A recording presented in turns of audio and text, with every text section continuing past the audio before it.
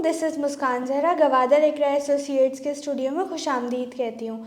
हमारे स्टूडियो में मौजूद हैं मीर मज़हर अली मक्सी साहब। अस्सलाम वालेकुम मक्सी वालेकुम साहब। सलाम। मक्सी साहब कैसे हैं आप? ठीक हैं जी, आप भी खैरियत से जी? हैं? जी खैरियत से हूँ जी। मक्सी साहब, हमारे पास बहुत सारी ईमेल्स और मैसेजेस आए हुए हैं कि लोग ये सवाल हैं कि आप उन्हें डराते हैं कि गवादर में फ़्रॉड होता है। तो गवादर में किस तरह फ़्रॉड होता है ये आप हमें समझाएँ और सिखाएँ ज़रा। बिस्मिल्लाहिर्रहमानिर्रहीम, अस्सलाम वालेकुम। वालेकुम सलाम। पहली बात भाई कि मैं डराऊंगा क्यों, ये तो आप अपने जहन से निकाल लें।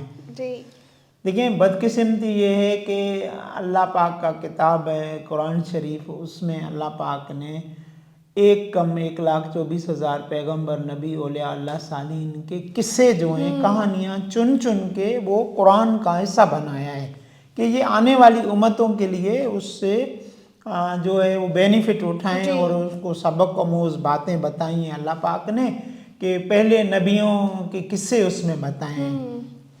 तो देखिए, मैं तो ग्वादर में फ्रॉडों के किस्से बताता हूँ, उसका हमें बहुत रिएक्शन का बर्दाश्त करना पड़ता है। इतना करना पड़ता है कि आपको मैं बताऊं तो आप बाज़ दफ़ा जो हैं वो हैरान हो जाएं कि इस ठग चीटर नौसरबाजों की वजह से हमें बहुत सारी सिक्योरिटी भी अपनी बढ़ानी पड़ जाती है और हमें बहुत सारे इदारे भी जो हैं वक्तन वक्तन वो किसी न किसी तरीके से हमें हिंट देते रहते हैं कि ये नौसरबाज जो हैं आप इनके फ्रॉड के बारे में बताते हो। बड़ा लोगों को गुस्सा है।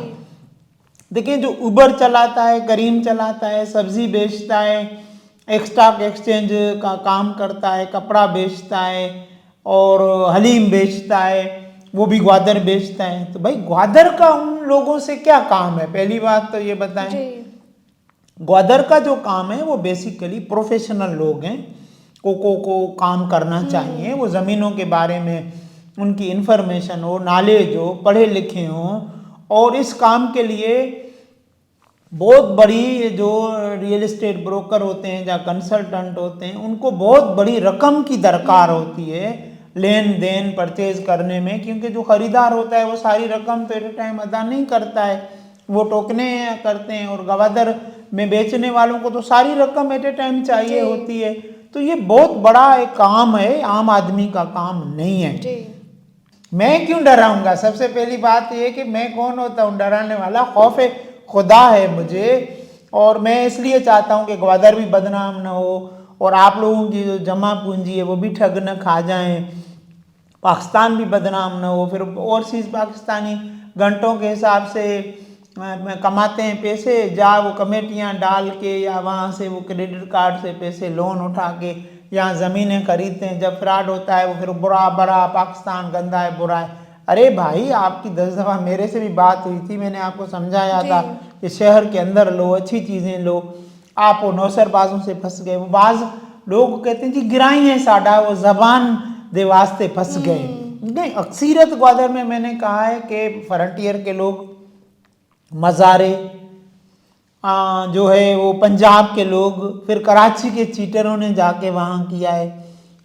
एक नौसरबाजों के पास जादू बड़ा है, ये मैं आपको बता दूं। वो है सस्ते के चक्कर में, आपको किस्तों के चक्कर में जैसे प्राइवेट स्कीम वाले फंसाते हैं, फिर आपको ज़बान के हिसाब से किसी न किसी ताल्लुक़ से वो आपको घूम फिरा के, किसी को साली के बेटे ने फंसा दिया, किसी को साले ने, कोई बहनोई ने। यार ऐसा न करो, खुदा को मानो, अपना पैसा सही जगह पे लगाओ। लोग आपको बताते हैं जी मैं हम आपको कराची में दे रहे हैं, तो भाई इतना बड़ा कराची है, 3 करोड़ के शहर की आबादी, किस जगह पे वो आपको दे रहा है? वो कौन, किस किस्म की ज़मीन है, कौन सी सोसाइटी है? देखिए, सस्ते चक्कर में पहली बात आप न पड़ें। मैंने आपको बताया थोड़ा लें, अच्छा लें कि कल आपको काम आए।